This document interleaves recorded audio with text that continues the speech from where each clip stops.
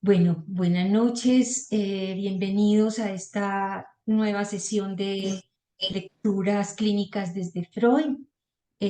Hoy en una segunda sesión especial con el apoyo de experiencias de la Biblioteca de la ANEL Medellín. Hoy es tríptico sobre la esquizofrenia, la segunda parte. Eh, por eso está pues Luz Helena por aquí también apoyándonos. Y empezamos. En la ocasión anterior quedamos en que habría un especial más sobre la esquizofrenia y que luego retomaríamos nuestra lectura de Freud. Sin embargo, conversando con Jairo Gutiérrez, que seguramente muchos de ustedes tuvieron ocasión de escucharlo el lunes en la conversación sobre una historia de la locura en Colombia, conversando con él, eh, me dice que la esquizofrenia tiene un capítulo también en la historia de la locura en Colombia.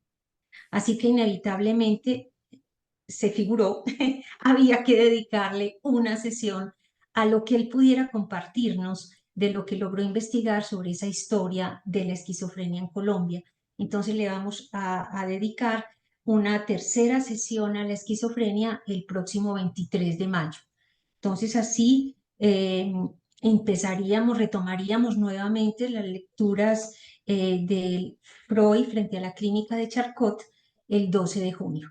Por lo pronto, hoy y la próxima cerramos la serie de tres, pues porque sin darnos cuenta, el tema mismo, la lógica del tema mismo, nos fue llevando, y un buen azar, el encuentro con Jairo, nos fue llevando a abrir esta serie de tres sobre la esquizofrenia, que inmediatamente me evocó el tríptico del Jardín de las Delicias de Jerónimo Bosco, sobre todo porque, como veremos hoy, Lacan hace referencia a esta pintura justamente respecto a un término que tiene todo que ver con la esquizofrenia desde el punto de vista psicoanalítico, las imagos del cuerpo fragmentado.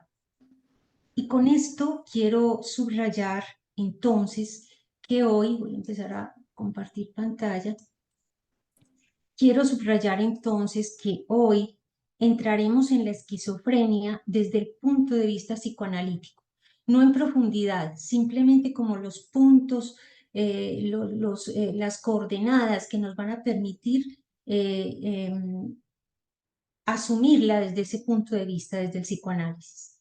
Un punto de vista que obviamente es muy diferente al del DSM que vimos en la ocasión pasada. Por eso el título que propuse para hoy, de la esquizofrenia y el psicoanálisis. En ese sentido, contestaremos también a la pregunta que anunciamos en el título de la sesión pasada, la esquizofrenia de la psiquiatría del psicoanálisis.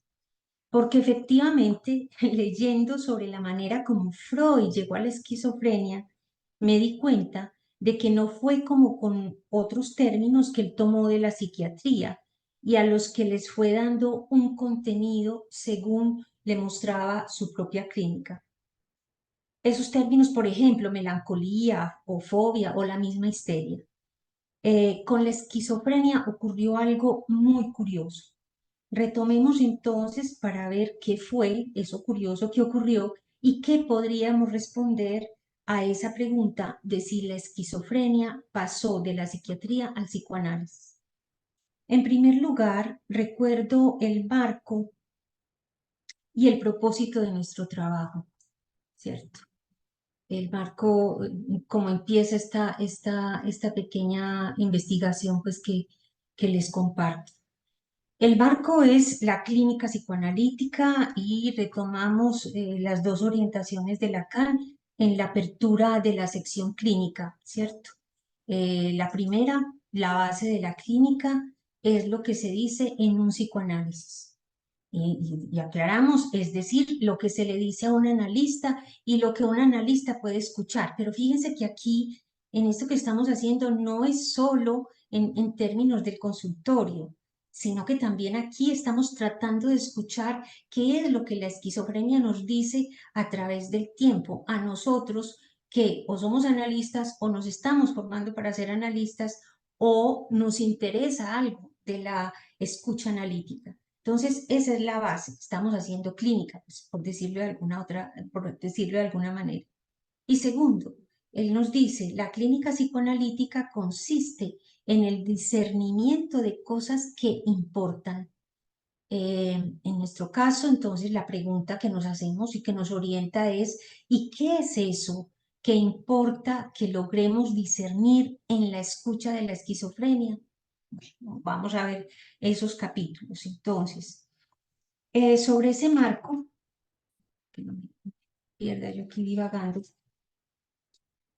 Así pues, estamos tratando de seguir lo que la esquizofrenia ha venido diciendo a través de los siglos. En ese sentido, les propuse en la ocasión pasada 4 movimientos en esa investigación eh, que finalmente logró aislar la esquizofrenia dentro de la locura. Son movimientos que podemos leer estructuralmente tanto en el sentido de la contigüidad horizontal histórica como en el de la vertical, la de los significantes que han marcado cada momento. Entonces, en la secuencia horizontal, les propuse primero el antes de la psiquiatría, segundo el de la psiquiatría, tercero el momento del psicoanálisis y cuarto después del psicoanálisis. En la sesión pasada nos detuvimos un poco en el primer momento, en ese antes de la psiquiatría. Vimos cómo miedo y condena hacían parte de una concepción religiosa en muchos pueblos antiguos que hacían proceder la causa de la locura de una voluntad divina, pero que en ese sentido también, cuando ya la búsqueda de esa causa estuvo en manos humanas, nos encontramos con lo que hoy llamamos, o se llama en la historia de la locura, la tradición médico-filosófica, y que acuñó el término enfermedad del alma para la locura. Ahora, en términos significantes, vimos cómo el significante que marca ese trabajo de los antiguos o de la tradición grecorromana, más bien, es el de frenitis. Ahora, ¿de dónde recuerdan este cuadrito, cierto?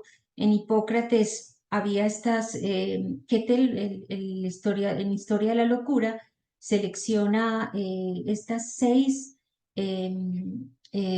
enfermedades del alma que están ¿cómo es que se llama esto? En el catálogo hipocrático, ¿cierto?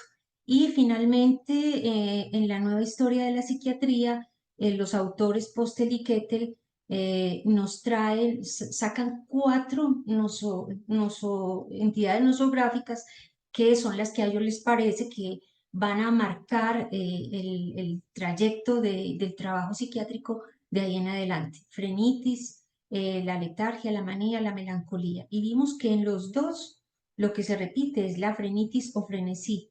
Hipócrates la entendía como un delirio agudo o locura aguda con fiebre. Muy bien. Ahora, ¿de dónde ese término? ¿De dónde viene el término frenitis? Bueno, encontrar esa respuesta nos lleva al problema de la sede de la causa, de su causa. Entonces nos dice en la nueva historia de la psiquiatría que antes de Hipócrates, que Hipócrates es del siglo V antes de Cristo, los médicos supusieron que su causa estaba en el diafragma, es decir, que era una inflamación del diafragma, la frenitis. Por eso tiene el itis, que es inflamación. Después su sede fue objeto de controversia, pero el término quedó. Celio Aureliano, médico romano en el siglo V después de Cristo, este es de antes y este es después, decía en su tratado de enfermedades agudas y crónicas, cada cual ha indicado como sede de la frenitis la parte en que cree que se encuentra el gobierno del alma. Me parece muy bello, o sea, yo no sé, eso es como poesía, es filosofía o poesía, pero me parece muy lindo y sobre todo que él hace como esa síntesis, o sea que ya el término alcanza el estatuto de significante porque se va llenando de otras posibles significaciones. Eh, Y este señor, este mismo Sergio Aureliano, hace una lista, hace un inventario o hace un recorrido de lo que se pensaba de la frenitis en algunos médicos antes que él, porque él es siglo V después de Cristo, está muy después. Entonces, por ejemplo, nos dice que Galeno distinguía una frenitis que afectaba el cerebro de forma distinta a la frenitis que afectaba el diafragma y que se podía manifestar. Miren que esto me parece muy bello. Dice, se puede manifestar sobre todo por trastornos del juicio y especialmente por trastornos de los sentidos o también por combinación de ambas, sobre todo y especialmente. Trastornos del juicio, de la razón, de lo que se dice, y trastornos de los sentidos, es decir, de lo que se percibe. Y el ejemplo de un caso donde se combinen los dos es el caso 4, es el caso 4 del que recuerdan que leímos en la ocasión anterior, el último caso del romano que creía vivir en Atenas. Había tenido fiebre, se levanta, cree que está en Atenas, dice que se va a ir a bañar. Bueno, ese es el caso.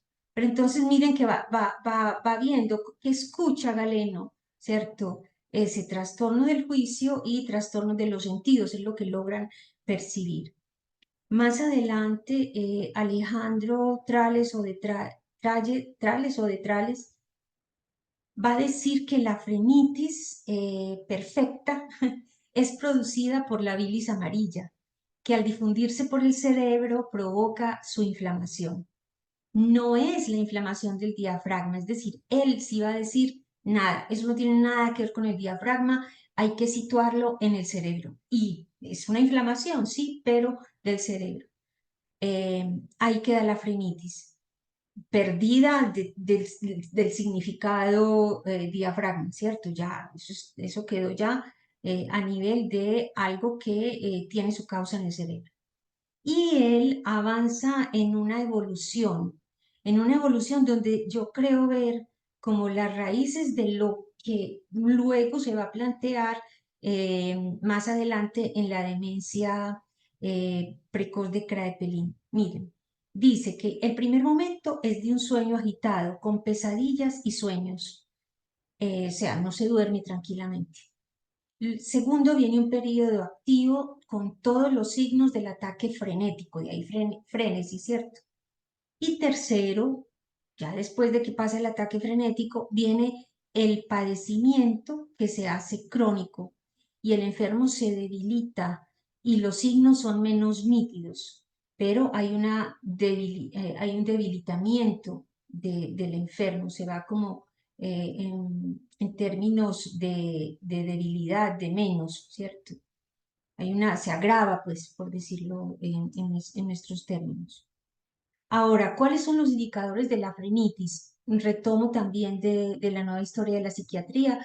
Podemos tomar estos dos. Es una locura aguda que se opone a la manía y a la melancolía. Segundo, se presenta con fiebre, pero se diferencia de los episodios delirantes de las demás fiebres en que al terminar la fiebre el delirio continúa. Eso es lo que caracteriza a la frenitis. Y Celso en el siglo segundo antes de Cristo, es decir, antecitos del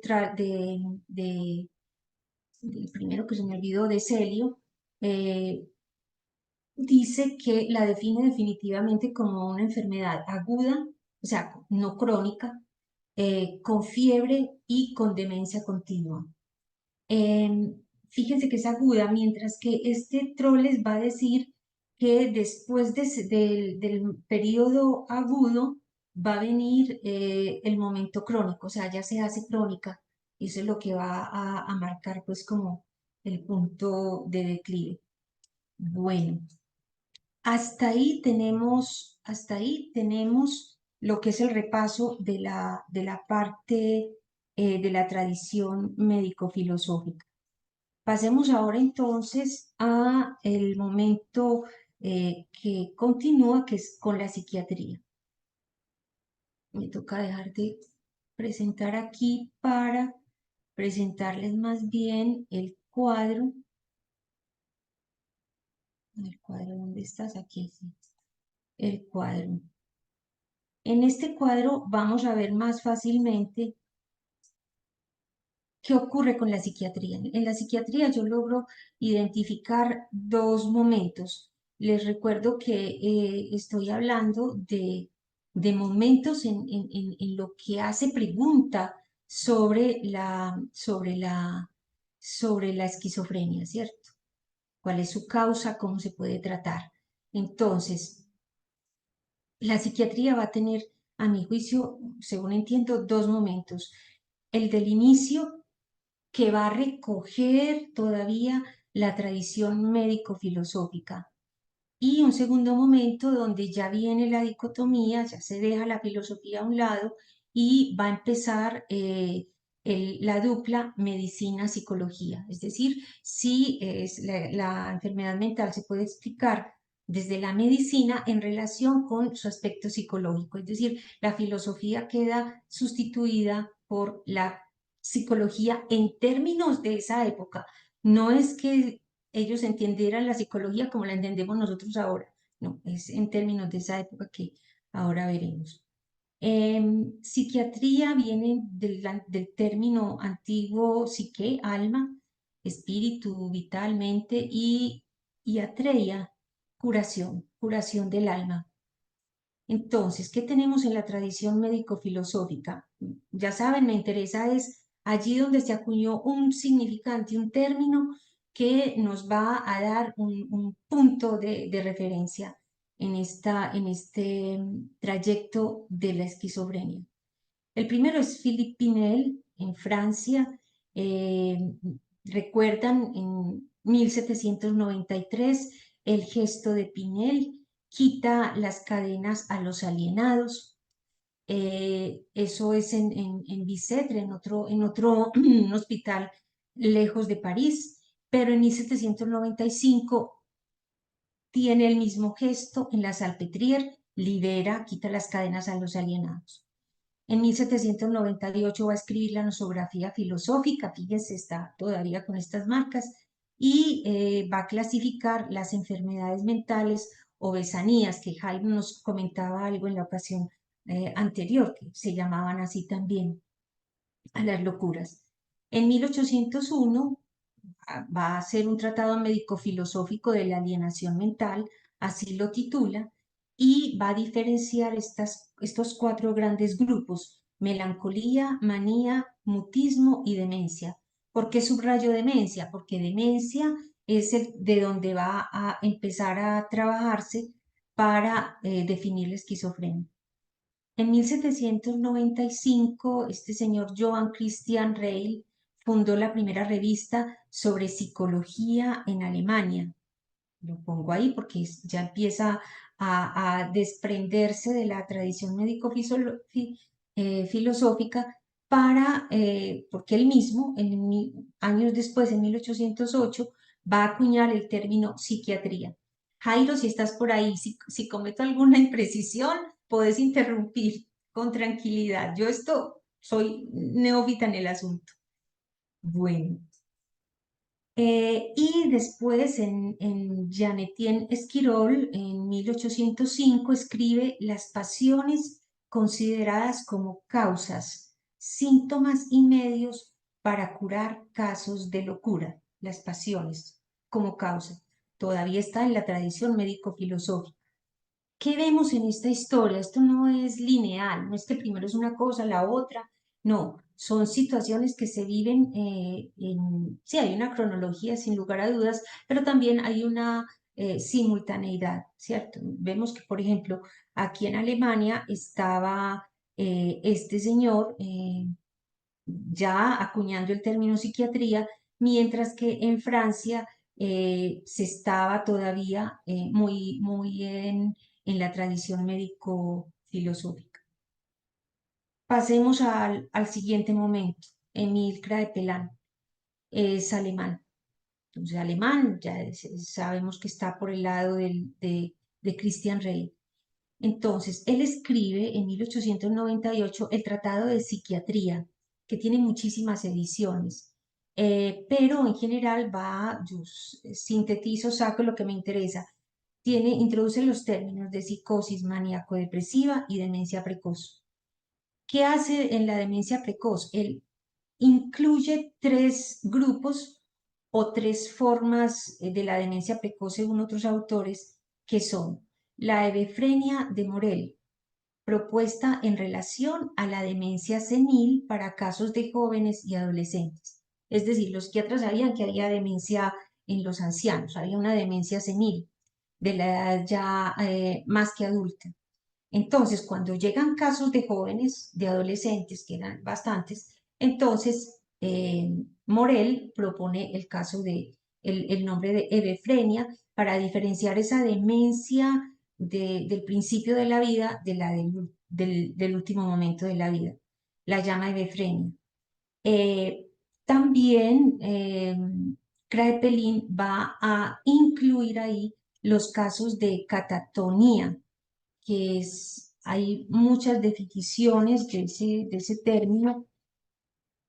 Yo encontré esta que dice que la catatonía es un trastorno mental descrito por Calbaum en 1863, o sea, antecitos de que Kraepelin escriba esto, y que consiste principalmente por la alteración de los movimientos voluntarios. O sea, entiendo que hay entonces movimientos involuntarios. Los síntomas incluyen catalepsias, negativismos, ecolalias, ecopraxias, y según Calbaum se trataba de una entidad nosológica independiente, que obviamente pues Kraepelin va a retomar para incluirla dentro de la demencia precoz. Y finalmente, también la demencia paranoide, es decir, que uno puede pensar que en los jóvenes se presentaban estos síntomas de lo que él llamaba catatonía y demencia paranoide. Me pareció curioso y por eso lo traje que Kraepelin escribiera en 1906 Trastornos del lenguaje durante el sueño. ¿Por qué me parece curioso? Porque miren la fecha de Kraepelin. Él nace en 1856 y muere en 1926. O sea, es contemporáneo de Freud. Nació en el mismo año de Freud. O sea, simultáneamente, viven simultáneamente. En 1906 ya se había publicado la introducción, la interpretación de los sueños. Sin lugar a dudas, Kraepelin tuvo que haber sabido de ella. Si la leyó o no, no tengo ni idea, pero que resuena, resuena. Bueno, el tercer momento en términos de la psiquiatría es el que ya nos va a interesar más y el que vamos a entrar un poquito con más detalle, y es el de la propuesta de esquizofrenia por parte de Eugenio Bleuler. Bleuler va a proponer llamar esquizofrenia al grupo de demencia precoz de Kraepelin. Ellos son contemporáneos, inclusive dicen que cuando Bleuler propone el término, Kraepelin estaba presente en esa reunión, en esa conferencia.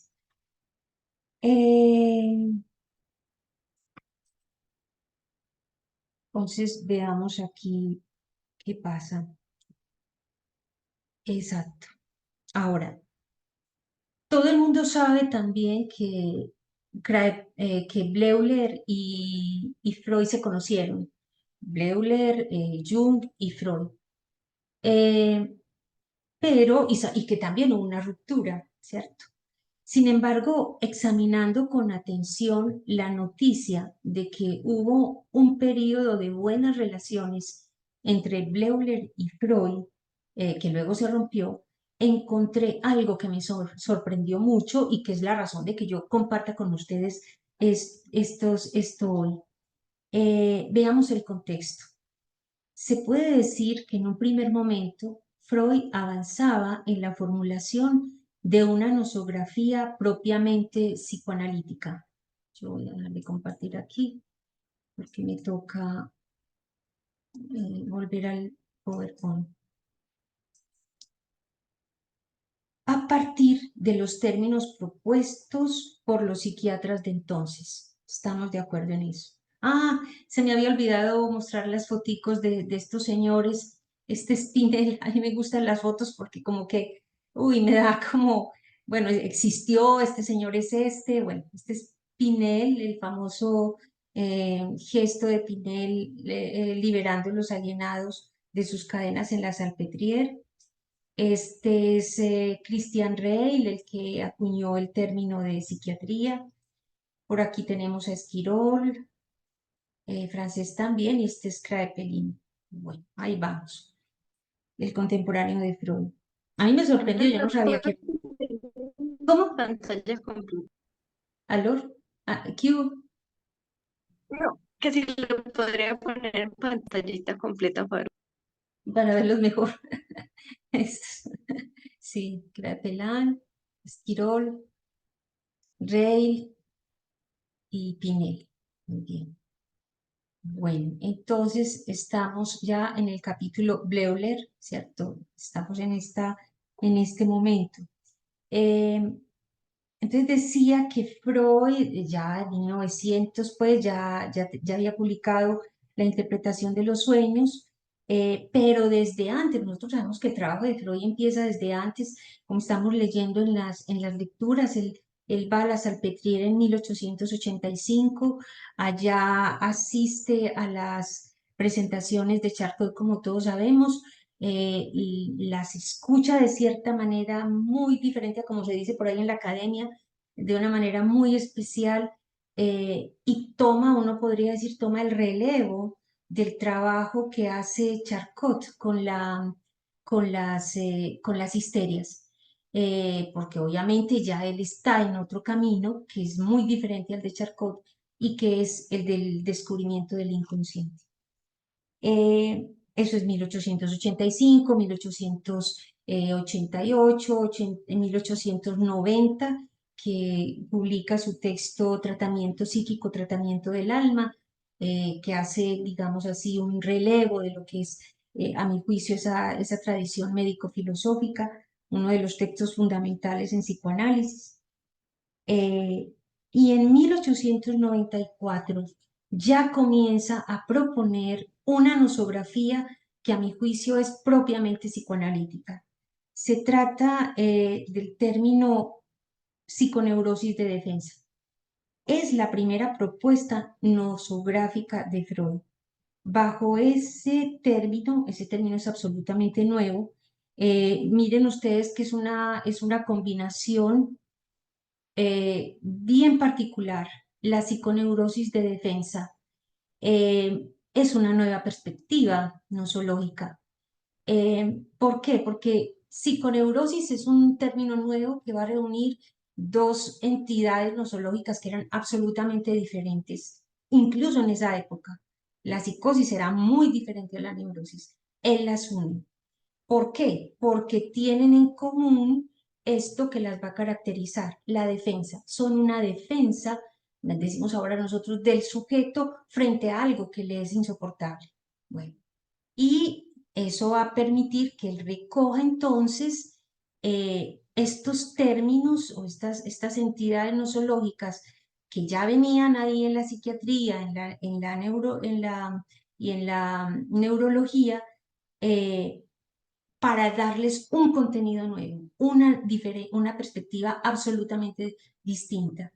En la psiconeurosis de defensa que publica en 1894, él va a mirar cuáles son, el punto común es que todos los sujetos se defienden de algo insoportable, pero lo que caracteriza a cada uno es el mecanismo de la defensa, la manera como tramitan la defensa en términos de las representaciones, es decir, de lo que nosotros llamamos hoy los significantes que marcan al sujeto o que le fueron insoportables en un determinado momento, y los afectos a los que está ligado esas palabras o esos significantes. Entonces él toma la histeria adquirida, las fobias, las representaciones obsesivas y ciertas psicosis alucinatorias para ponerlos bajo esta luz de la defensa, de esta nueva perspectiva y de lo que se juega en ellos a nivel inconsciente. En 1896 va a hacer nuevas puntualizaciones sobre la psiconeurosis de defensa para tomar estas otras tres entidades nosológicas, ya no solo la histeria adquirida, sino la histeria en general, la neurosis obsesiva y la paranoia crónica. En la neurosis obsesiva hago una propaganda, porque es que oímos hablar de Freud, todo el mundo habla de Freud, pero hablamos de Freud en términos muy académicos, casi que como nos lo aprendimos en la universidad. Pero otra cosa es escuchar a Freud desde su propia enunciación. Por ejemplo, cuando propone la neurosis obsesiva, fíjense que en 1894 no estaba, la incluye en 1896. Nosotros hicimos una serie hace ya, en diciembre del año pasado, hizo un año, sobre un cuento de Navidad de Freud y cómo este artículo, este texto que se llama Nuevas puntualizaciones sobre la psiconeurosis de defensa, él le pone el subtítulo de Un cuento de Navidad y se lo envía a Flies. Y en ese cuento de Navidad, cuando uno lee el cuento de Navidad de Dickens, en el que seguramente él lo había leído, eh, y este texto de 1896, uno encuentra que hubo cosas que se movieron en Freud que le permitían ver, digámoslo así, desde nuestro punto de vista, su propia neurosis obsesiva. Nosotros sabemos por psicoanálisis que un psicoanálisis nos permite familiarizarnos con nuestras propias neurosis, ¿cierto? Con nuestros propios síntomas, poder entenderlo y se dice mucho. Si no, vos podés hablar mucho de lo que es la angustia, pero si no la has sentido y si no la has pasado por la palabra, es difícil que puedas escucharla en tus analizantes. Por eso el punto de partida para ser analista es el propio análisis. No hay más, no hay ningún grado, ninguna universidad que te gradúe como psicoanalista. Y en este texto que es muy bello, creo que ahí Freud da testimonio de que él en sí mismo ya vio que era la neurosis obsesiva y podía hablar de ella y podía entrar a hablar de ella en términos de una psiconeurosis de defensa. Es un texto muy bello, pueden ver los videos en nuestra biblioteca, es de plena actualidad. Y ahí subrayo, porque es que esta historia que hacemos aquí no es una historia académica o de plenos contenidos. Aquí lo que incluimos, es a dónde vamos, es la enunciación de los autores. Eso es lo que nos interesa. Entonces, Freud plantea esta nosografía 1894-1896. Él está solo y en ese sentido está abriendo camino pues a la nosología psicoanalítica que le va a permitir después publicar en 1905 el caso Dora y luego los otros casos que conocemos, ¿cierto? El hombre de los lobos, el hombre de las ratas, Juanito. Pero en un segundo momento las cosas se invirtieron y el psicoanálisis llegó a la psiquiatría, ya no estaba Freud solo, ya no es que él tome términos de la psiquiatría y les dé otra perspectiva, sino que las cosas se invierten y el psicoanálisis llegó a la psiquiatría para influenciarla de algún modo. Así lo expresa Freud mismo en 1914 en su contribución a la historia del movimiento psicoanalítico. Miren lo que dice Andrés, ¿estás por ahí, Andrés Sandoval? A Sí, ver si me ayuda con esta lectura, porfa. Mira lo que dice en 1914 Freud. listo, dice La interpretación de los sueños, 1900. El libro sobre el chiste, 1901, y otros habían mostrado desde el comienzo que las doctrinas del psicoanálisis no podían permanecer circunscritas al ámbito médico, sino que eran susceptibles de aplicación a las más diversas ciencias del espíritu. Desde 1907, la situación varió en contra de todas las expectativas y como de un golpe. Pudo advertirse que el psicoanálisis calladamente había despertado el interés y hallado amigos, y hasta existían trabajadores científicos dispuestos a adherir a él. Exacto. Y uno de ellos fue Eugenio Bleuler. El primero de ellos fue justamente él. Bleuler vivía en Zúrich, uno de los estados de Suiza. Pero ¿quién fue? ¿Qué lo llevó al psicoanálisis? ¿Tiene que ver su propuesta del término esquizofrenia con el psicoanálisis? Podemos decir que es, pues, otro aporte de la psiquiatría al psicoanálisis. Y finalmente, ¿por qué se dio el rompimiento con Freud? La nueva historia de la psiquiatría nos da los siguientes datos. Dice, de origen campesino, Bleuler nació cerca de Zúrich en 1857. Es pues un año menor que Freud.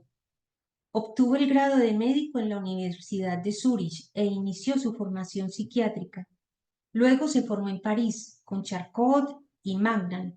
Es decir, que en lo que respecta a Charcot, también tuvo que haberse formado como Freud en su clínica sobre la histeria y sobre la hipnosis.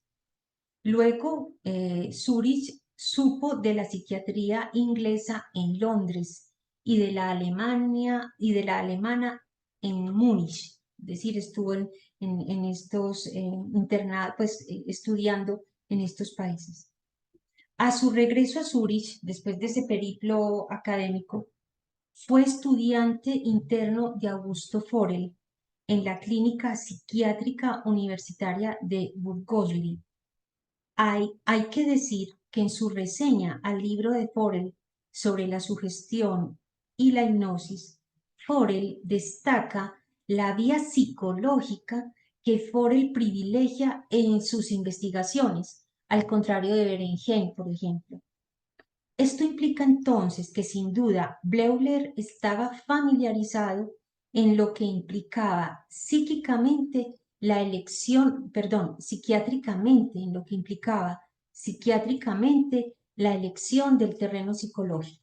Es una elección, o sea, en ese texto que les digo fundamental de Freud, de tratamiento psíquico, tratamiento del alma, Freud pone ahí que hay médicos a quienes les es imposible elegir la vía psicológica del trabajo y del tratamiento.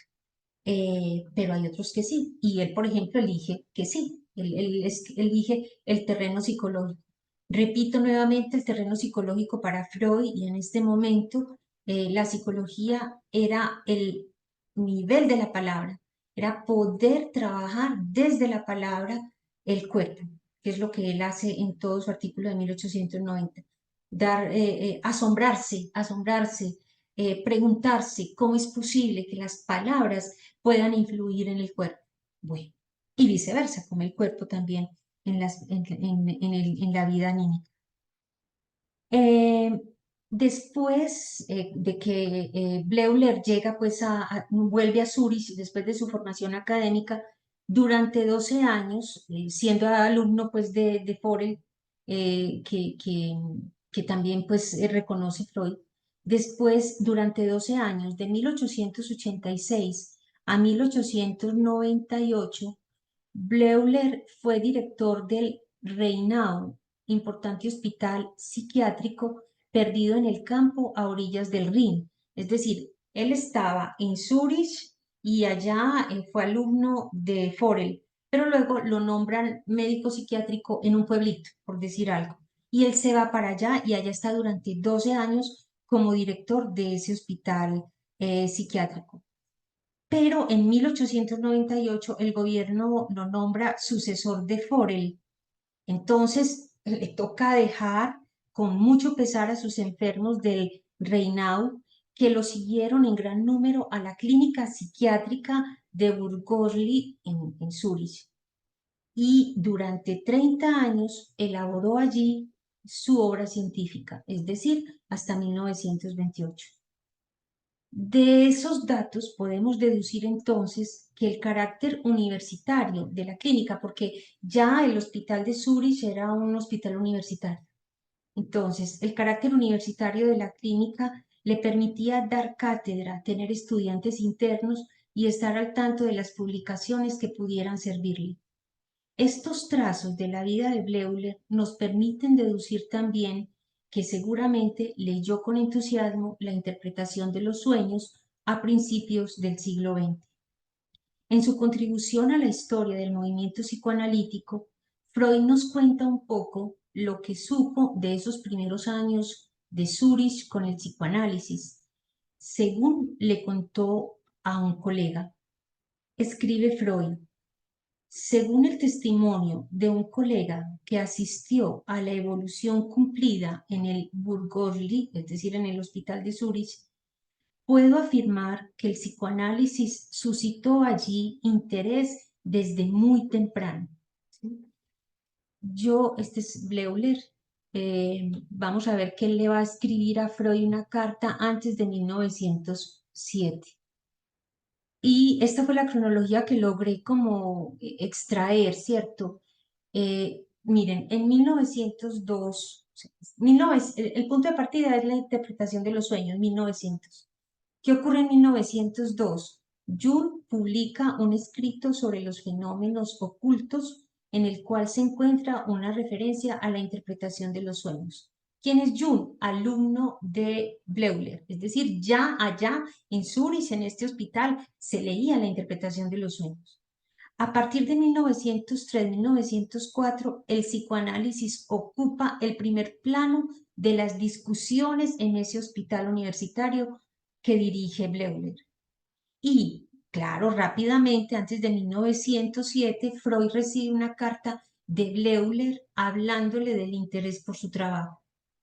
Y finalmente, a mediados de 1907, después de que, dice, esto es comillas de Freud, se anudaron relaciones personales entre Viena y Zúrich, se creó también en el Burgosli una asociación informal que en encuentros regulares discutía los problemas del psicoanálisis. En 1908, esto sí no lo dice el texto de Freud, pero sí lo tomé de la nueva historia de la psiquiatría. En 1908, Bleuler da una conferencia en Zúrich proponiendo el término esquizofrenia. 1908, o sea, despuesito de haber ya establecido vínculos con Freud. Bueno,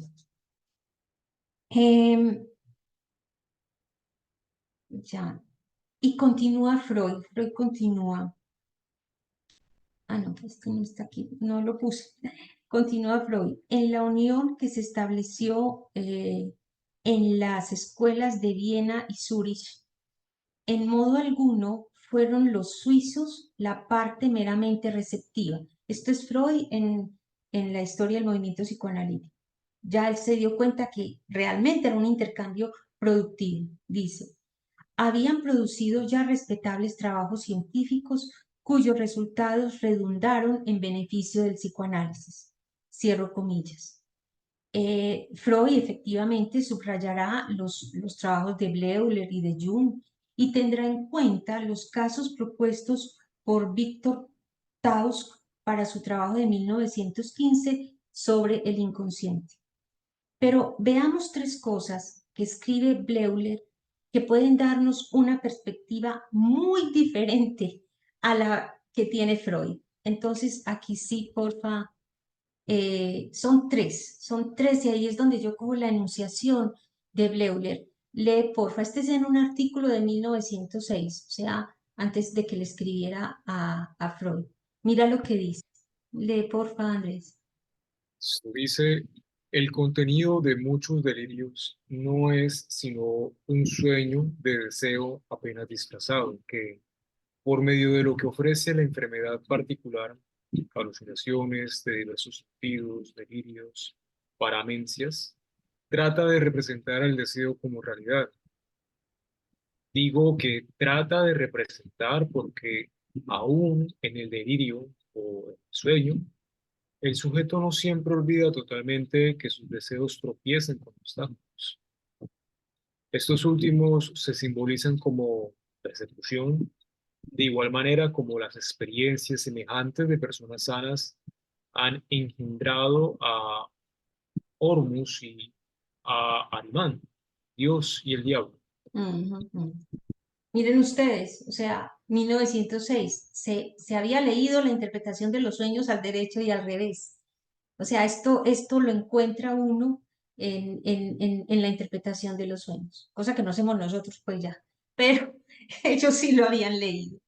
Era libro nuevo. Listo. Segunda nota de Bleuler. Esta es en su dedicatoria, dice, ay, que no me pierdo. En su libro de 1911, Demencia precoz o el grupo de las esquizofrenias, él dice desde el principio que para no estar reconociendo en cada página lo que le debía a Freud, entonces, lee porfa, escribe. Dice, el avance y la ampliación de los conceptos psicopatológicos propuestos en esta obra no son más que la aplicación a la demencia precoz de las ideas de Freud. Ujú. Entonces ahí es cuando yo digo, hey, un momentico, ¿cómo así? Ya aquí la cosa es a otro precio. No es tanto que Freud o que el término de esquizofrenia se tome de la psiquiatría, sino que es un término que se forja desde el psicoanálisis, como lo dice el mismo. Es una aplicación a la demencia precoz de las ideas de Freud, mínimo en la interpretación de los sueños. Y tercero, ya en el mismo texto. Dice, nombro la demencia precoz esquizofrenia porque, como espero demostrarlo, la dislocación de las diversas funciones psíquicas es una de sus características más importantes. Exacto. Eh, ya hace la declaración, ¿cierto? Nombra a la demencia precoz esquizofrenia porque va a demostrar que se trata de la dislocación de las diversas funciones psíquicas, de la misma manera que él aprendió que se daba en el sueño, porque en el sueño hay esa disociación, digamos así, esa división. Esto no es algo nuevo, todos los libros de historia de la locura y historia de la psiquiatría lo traen, pero lo que yo quería subrayar es que leyendo ese pequeño episodio desde la enunciación de los dos autores, uno encuentra entonces que no es tanto que el término esquizofrenia haya pasado de la psiquiatría al psicoanálisis, que también, sino que nació en terreno psiquiátrico cuando la psiquiatría acogió al menos la interpretación de los sueños. Quería decir que este término esquizofrenia, leí en algún artículo también que ya venía en la psiquiatría, que no era nuevo. Es decir, el concepto de división psíquica no era nuevo. Pero es muy posible que obviamente Bleuler ya lo hubiera visto en la tradición psiquiátrica, pero es desde un punto de vista absolutamente nuevo que incluye el inconsciente. Esa es la diferencia, que incluye el inconsciente, lo que va a enriquecer la mirada de él y lo que va a hacer que definitivamente diga los síntomas que veo, que aprecio en lo que se llaman demencias precoces, realmente dan cuenta de una disociación, de una Spaltung, como se dice en alemán, de una escisión de las funciones psíquicas. Entonces, quería como subrayar esto y sin duda después pues vino el desacuerdo entre ellos. El desacuerdo esencial era que Bleuler insistía en que las causas, esos eran los fenómenos, ok, pero las causas seguían siendo orgánicas. Y Freud, pues ya sabemos, no lo puede seguir en ese punto. Veamos ahora cómo fue el retorno del término desde ese ámbito psiquiátrico permeado por el psicoanálisis al psicoanálisis mismo. Es decir, cómo llegan Freud y Lacan a la esquizofrenia. Veamos el capítulo Freud y luego el capítulo Lacan. Aquí me toca, vamos a ver si es... Ah, bueno, esto aquí es la etimología, esquizofrenia, ya sabemos, frenia viene de frenitis. Miren a este detalle, el término frenitis se perdió. O sea, durante muchos años se pierde y vuelve otra vez a surgir en la propuesta de Bleuler con frenia, ¿cierto? Donde uno ve que resuena frenitis como lo vimos en la ocasión pasada. Y esquizo viene pues de dividir o Spaltung en alemán. Ya vimos que Fren pues era el lugar de las emociones o de las pasiones que estaban en el diafragma, ya vimos antes pues de Hipócrates. Y que bueno, estaba vinculada con la respiración, que era considerada la base del alma o la mente, porque obviamente se acuerdan cuando le dicen a uno que respire con el diafragma. Es por eso, la sede del alma estaba ahí metonímicamente, digamos así, intuida por los antiguos. Bueno, entonces esto es antes de la interpretación de los sueños, es decir, tenemos que en Freud hay dos momentos, ¿cierto? De su encuentro con la esquizofrenia. Tenemos que, bueno, esto es antes de la interpretación de los sueños, ya lo vimos, los términos frenitis, demencia y demencia precoz. Vamos a ver entonces los de Freud, aquí dejo de compartir y me vuelvo otra vez al cuadrito que nos ayuda como a visualizarlo mejor. Entonces, tenemos a Freud antes de 1907, es decir, antes del encuentro con los de Zurich. En nuevas puntualizaciones sobre la neuropsicosis de defensa, en el caso 3, él analiza lo que él llama en ese momento un caso de paranoia crónica, es paranoia crónica. Pero en una nota de 1924, ya mucho más adelante, Freud hace esta anotación, dice, más correctamente debería llamarse demencia paranoide. Y demencia paranoide, recuerdan, es una de las entidades que tenía propuestas Kraepelin para la demencia precoz, ¿cierto? Demencia paranoide. Entonces, lo que él había querido nombrar como paranoia crónica era uno de los grupos de la demencia precoz, la demencia paranoide. Así lo nombra. Pero fíjense que es un reconocimiento a precur, retroactivo, después en el tiempo. Luego va a venir entonces bueno, la interpretación de los sueños, bueno, pues, esto lo veremos después.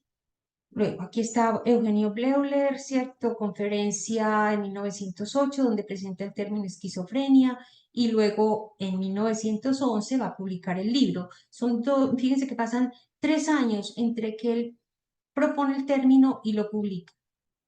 Y entonces ya vemos a Freud, ya después de ese retorno, digámoslo así, como dice Lacan, siempre llega nuestro mensaje invertido, ¿cierto? Entonces, a ver, él lo recibe y después de 1907, 1911, Freud va a hablar de lo que vamos a llamar esquizofrenia en estos 3 textos, puede que en más, pero yo saco estos 3. Primero, en 1911, en el caso Schreber, que justamente es el texto que nos convoca para las jornadas del ANEL en noviembre, que es sobre el cuerpo y la psicosis, y estamos leyendo el caso Schreber.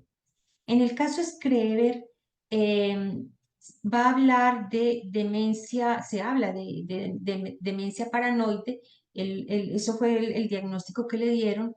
Freud va a incluir los términos de narcisismo, fragmentación, regresión y va a proponer llamar parafrenia a la demencia precoz de Kraepelin y a la esquizofrenia y a las esquizofrenias de Bleuler. Nadie le hace caso, esto no va a prosperar, pero fíjense que Freud no hace una división tajante entre los paranoicos y los esquizofrénicos, sí, y los esquizofrénicos. Por ejemplo, nos va a decir en el caso Schreber que había momentos paranoicos en Schreber y había momentos esquizofrénicos en Schreber. Es decir, en un mismo caso yo puedo tener las dos formas de la psicosis. Por eso él proponía que se les llamara parafrenias, pero finalmente pues no prospera. Luego, más adelante, ya había roto con Zurich, ya había roto con Bleuler y con Jung, y en 1915, a partir de los casos de Victor Tausk, que es otro psiquiatra de Zurich, que le da una serie de casos, eh, él va su texto El inconsciente, en el capítulo 7, que se llama El discernimiento de lo inconsciente, nos va a decir que en la esquizofrenia, ya él adopta el término esquizofrenia, ahí sí, ya él ya sabe que nadie lo va a aceptar, parafrenia, y adopta esquizofrenia. Pero nuevamente va a dar otra perspectiva distinta. Para este entonces ya Freud tiene claro, en la psicosis el inconsciente está a cielo abierto, es lo que tenemos claro. Entonces, ¿cómo caracterizar qué es lo que él escucha en la esquizofrenia? Él se empieza a dar cuenta que, según los casos de Taos, que hay un lenguaje de órgano y que los esquizofrénicos tratan las palabras como cosas. Eso es otro punto, ¿cierto? Eso es una perspectiva absolutamente distinta de lo que se venía hablando de pensar en estos síntomas desde la psiquiatría. Pero es que desde Schreber nosotros estamos ya en otro punto. Freud decididamente está escuchando qué dice el sujeto, como lo hizo con Schreber, qué escribió, qué dice Schreber y es todo su análisis. Entonces aquí ya para el caso de la esquizofrenia, en el momento esquizofrénico hay un lenguaje de órgano y se tratan las palabras como cosas. ¿Qué dirá Lacan después? Que es simplemente que tratan las palabras, tratan lo simbólico como si fueran real. Las palabras tienen el peso de lo real en la esquizofrenia y en la psicosis en general, pero aquí referidas al lenguaje de órgano. Y después, en 1915, en complemento metapsicológico a la doctrina de los sueños, va a diferenciar el sueño y el delirio en las formas paranoicas y en la esquizofrenia, la paranoia y en la esquizofrenia. Y vámonos al capítulo Lacan. ¿Cómo llega Lacan al término esquizofrenia? Sabemos que él se formó como psiquiatra, seguramente, pues obviamente que le tocó toda la cátedra sobre la demencia precoz. También ya, él es de 1901, es decir, que ya le tocó la herencia de Bleuler. Y nos encontramos que antes de que él trabajara, antes del psicoanálisis, escribe en un libro se publicó ya en francés, que se llama Primeros Escritos.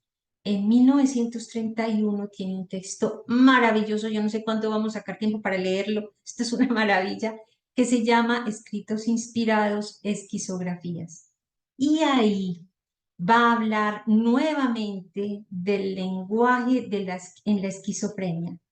Y como para que no creamos, es increíble, pero es bellísimo, va a partir de los fenómenos y de los síntomas que ocurren en las afasias para poder examinar y organizar todos los fenómenos del lenguaje que escribe una paciente.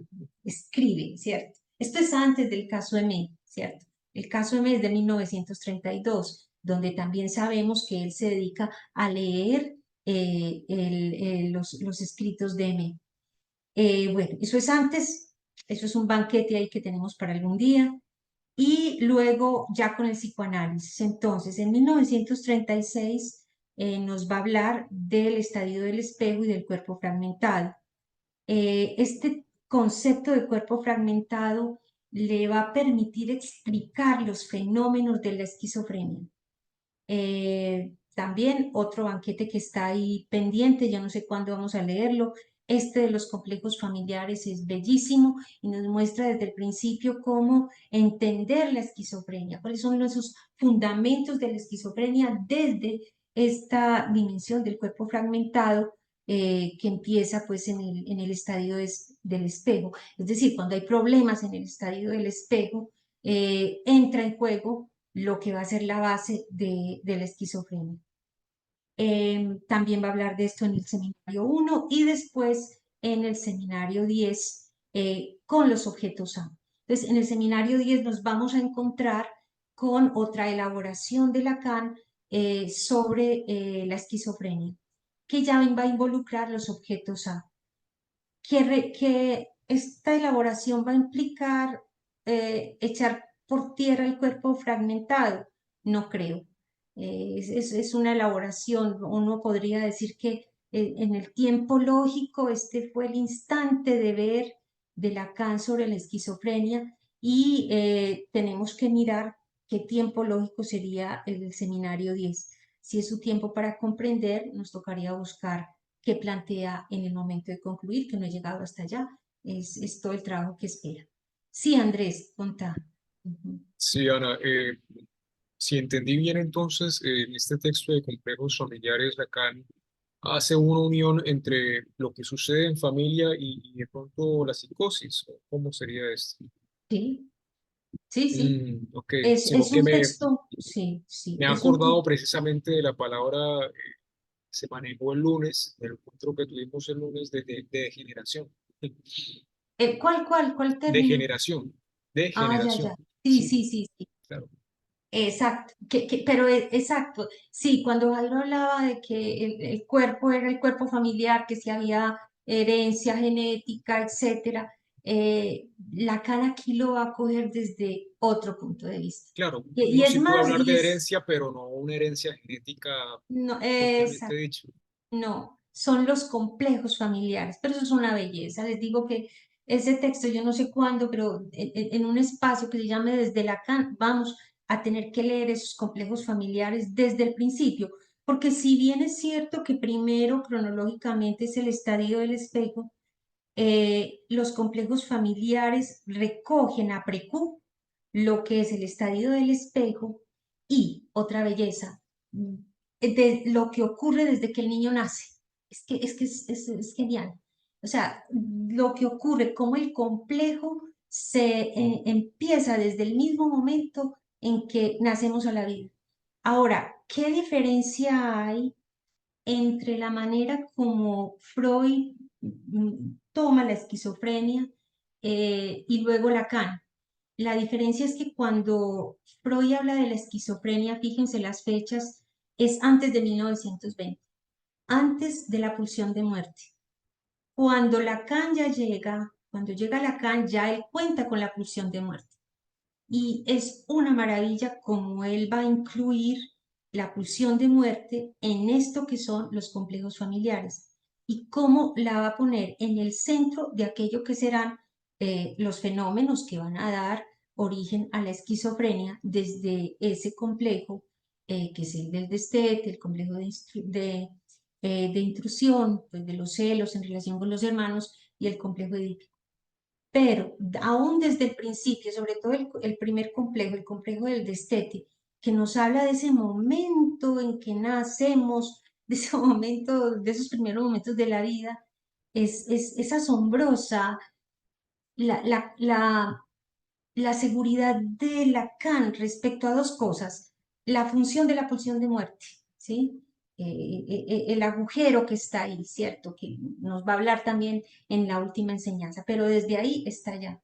Eh, y su convicción de que se trata esencialmente de cómo el cuerpo está marcado o no, de cierta manera, por lo que llamará después significantes, pero que en ese momento va a llamar las frases, las herencias culturales, por decir algo así, por decirlo en los términos que lo estás diciendo, que lo estás planteando, Andrés, las herencias culturales, es decir, lo que las palabras, las frases que nos marcaron en un determinado momento de la vida, en ese primer momento de la vida.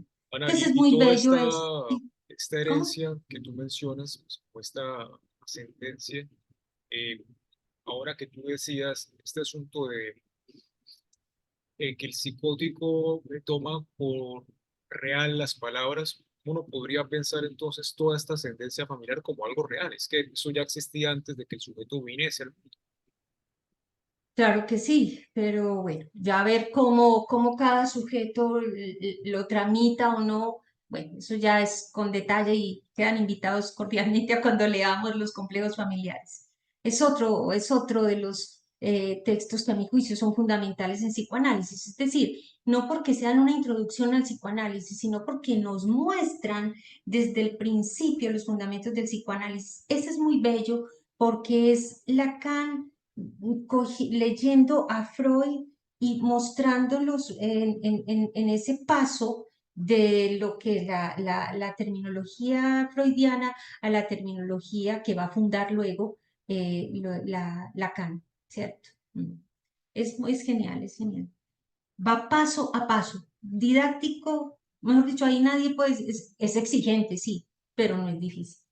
Bueno, vámonos con, ¿dónde voy yo aquí? Ya vamos terminando y quisiera que hubiera, si tienen preguntas, eh, quería hacer eso, como el inventario de los términos, de los significantes que marcan la historia en la vertical, ¿cierto? Entonces, antes de la interpretación de los sueños, que nos toca ponerlo, hemos dicho, antes del descubrimiento del inconsciente, teníamos frenitis, demencia y demencia precoz. Después de la interpretación de los sueños, Bleuler con la esquizofrenia, es realmente el resultado de ahí. Y luego, Freud, paranoia crónica, antes de 1907. Demencia paranoide en 1911. Parafrenias en 1911. Lenguaje de órgano en 1915. Lacan, antes del psicoanálisis, escritos inspirados, esquizografías. Y con el psicoanálisis, Imagos del cuerpo fragmentado, 1936-1938. Y Objetos A, Seminario 10, de 1962-63. Me falta verificar el final, no he podido, no me dio tiempo, pero ahí queda para algún día que nos volvamos a reunir. Esta imagen que ustedes ven acá es la imagen de un caso de esquizofrenia que él analiza en el seminario 10 y donde, como ustedes ven, son los objetos a mirada lo que entra en juego, ¿cierto? Dice que ella dice, así como dice Satriel, así más bien, lo que ella dice, yo soy siempre vista, y entonces Lacan dice, yo soy siempre vista, vista, es ambiguo, no solamente que me ven, sino que yo soy siempre vista, un ojo. Mm, es muy lindo. Entonces, bueno, para trabajar, esto es son invitaciones pues a trabajar. Quería, uy, no sé por qué no me pasa, ahí sí, quería que a partir de ahí, entonces por eso es la invitación a este tríptico de la esquizofrenia. Con esto quiero terminar porque lo tenemos aquí en el carrusel que difundimos hoy, ¿cierto? El tríptico sobre la esquizofrenia. Las 3 sesiones especiales en el marco pues del ciclo de lectura que comenzará el 27 de mayo, Lacan, lector de Joyce y del cuerpo. Miren el tríptico del Jardín de las Delicias, es que es una belleza. Cuando Lacan lleva una obra de Ana, arte, sí, habla. en la pantalla en blanco con el, Ah, está viendo el tríptico. no se ve, no se ve el tríptico. ¿Cómo hago? Me tocará entonces compartir, gracias a Tri, compartir, ¿qué? No sé, así. Ahí sí lo ven ahí sí ven el Ah, carrusel. Ah, bueno, bueno. ahí el cartelito azul, Tríptico sobre la esquizofrenia, pero sí listo. ya está Entonces, en Instagram. eso en Instagram, exacto. Entonces, ¿qué les quiero mostrar? Que miren, el tríptico está cerrado. Es el tríptico de Jardín de las Delicias, cerrado. Jerónimo Bosco, esto es 1500 más o menos, dice que ese es el tercer día de la creación.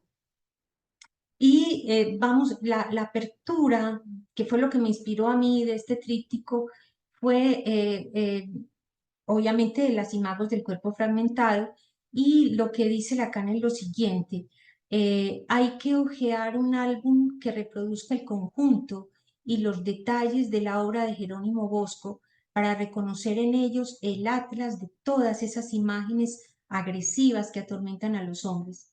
La prevalencia entre ellos, descubierta por el análisis de las imágenes de una autoscopia primitiva de los órganos orales y derivados de la cloaca, ha engendrado aquí las formas de los demonios.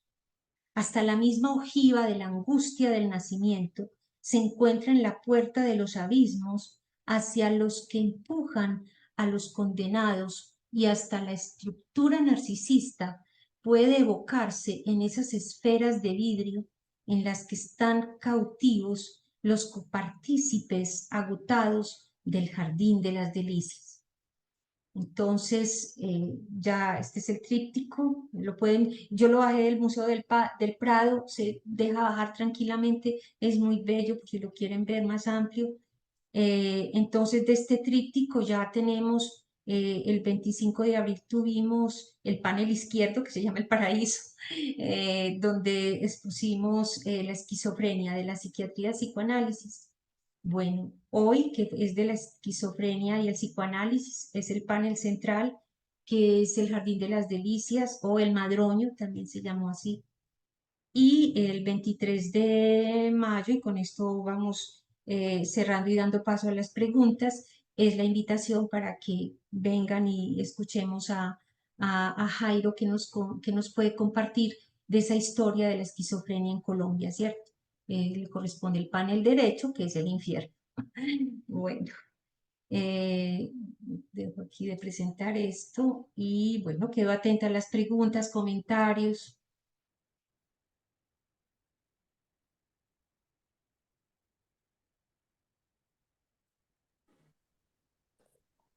Sí.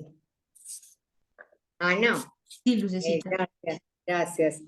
Eh, ya que nos pusiste la imagen, por un lado la del tríptico, pero también la otra imagen del texto de Freud, y que lo dijiste como muy rápido, pero como que lo tienes mucho más claro, en donde está ese dibujo de lo que ella ve, visto, ¿sí?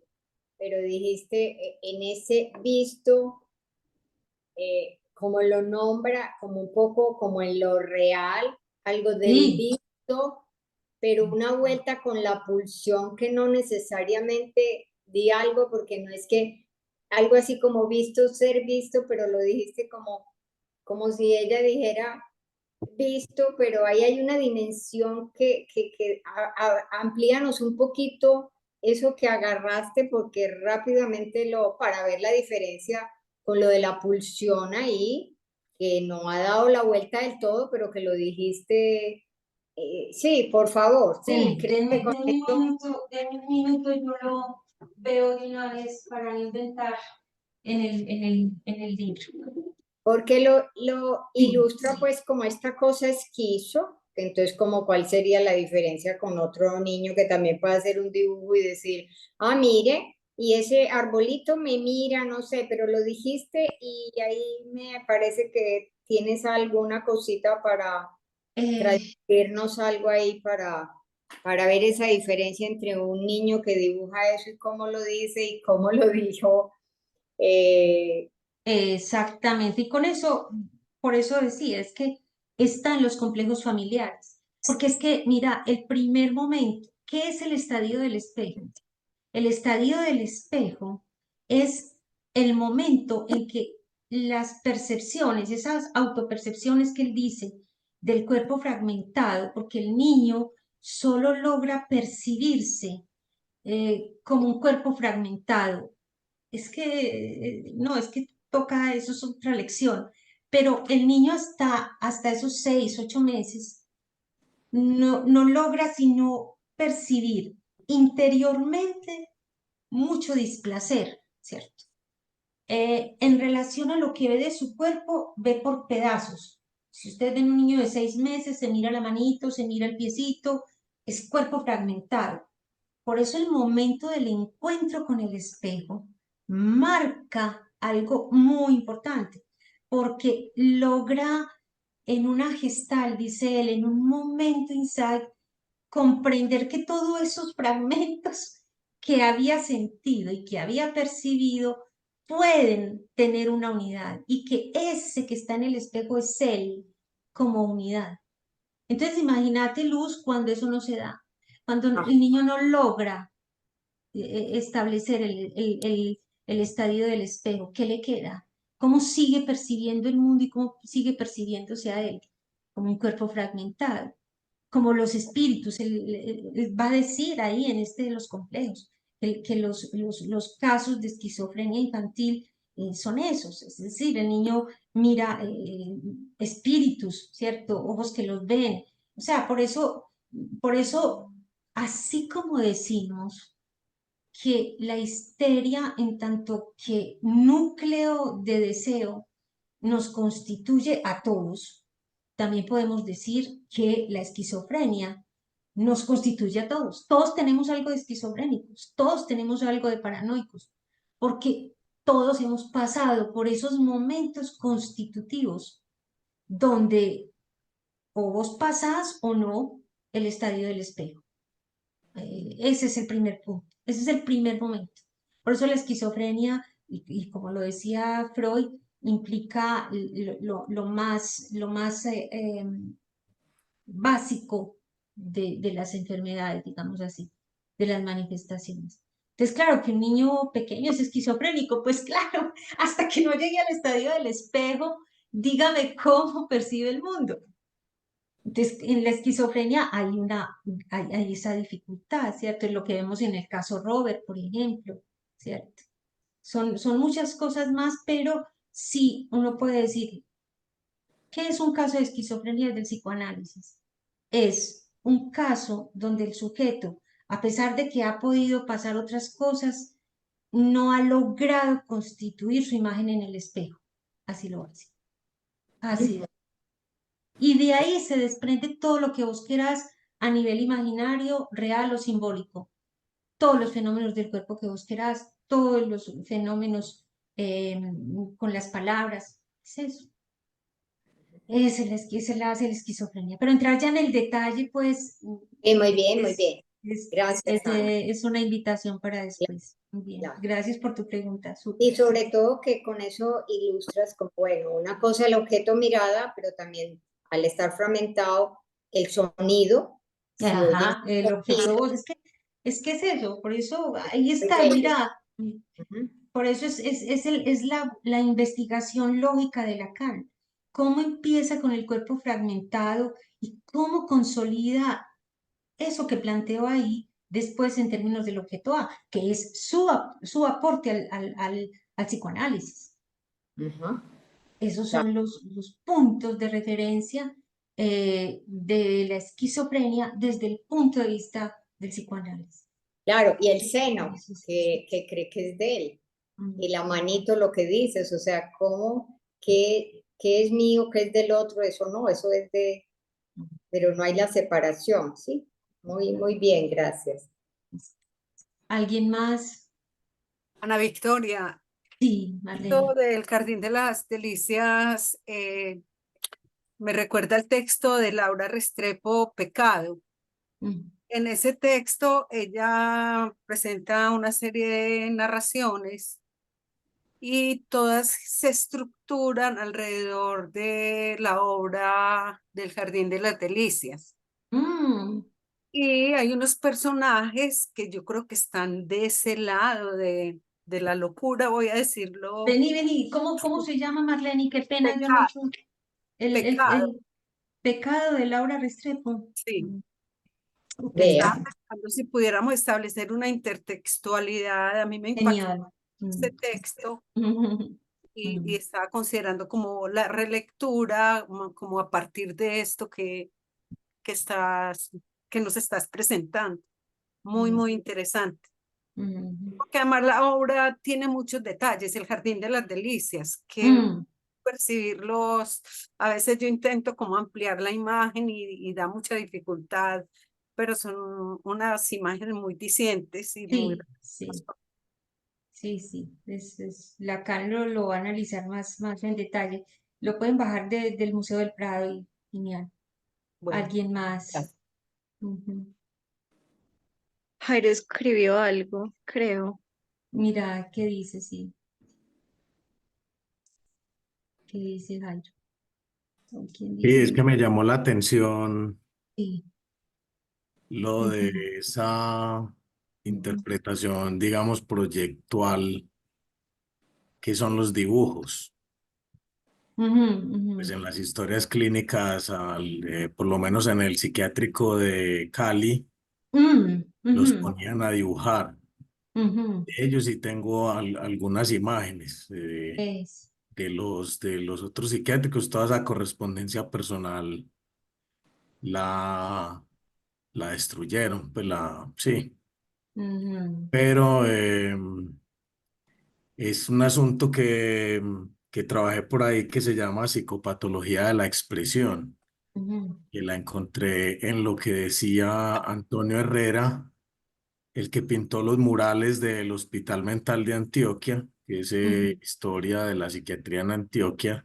ujú. En una entrevista que le hicieron en los años 80, decía que él aplicaba la psicopatología de la expresión porque era el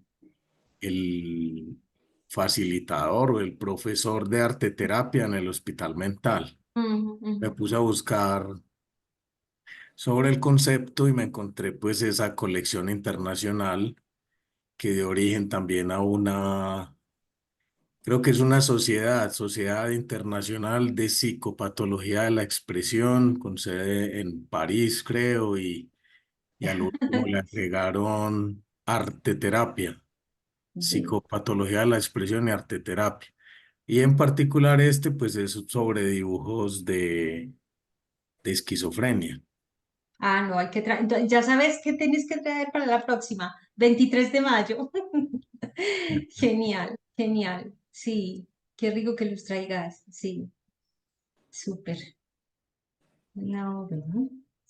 Entonces, en ese sentido, bueno, también les doy aprovechando esta intervención de Jairo. Ay, no, no era esto. Es que no era lo que yo quería mostrar, sino. mm, Dejar de presentar eso. No, ya finalizando entonces es mostrarles simplemente el afiche y quedan cordialmente invitados entonces, por un lado al tríptico el 23 de mayo, el cierre con la intervención de Jairo pues sobre la historia de la esquizofrenia en Colombia. Mire que ya nos promete otro postrecito por allá. Y el 27 de mayo que empezamos Lacan, lector de Joyce, la serie. Bueno, y también nos queda la pregunta, bueno, ¿y Joyce qué? ¿Paranoico, esquizofrénico? ¿Por dónde lo cogemos? Ahí vamos encontrando respuestas. Muchísimas gracias por la asistencia y hasta la próxima. Gracias. Chao. Muchas Gracias. gracias. Bueno. Gracias, feliz noche. Muchas Gracias. gracias, feliz Jairo. noche.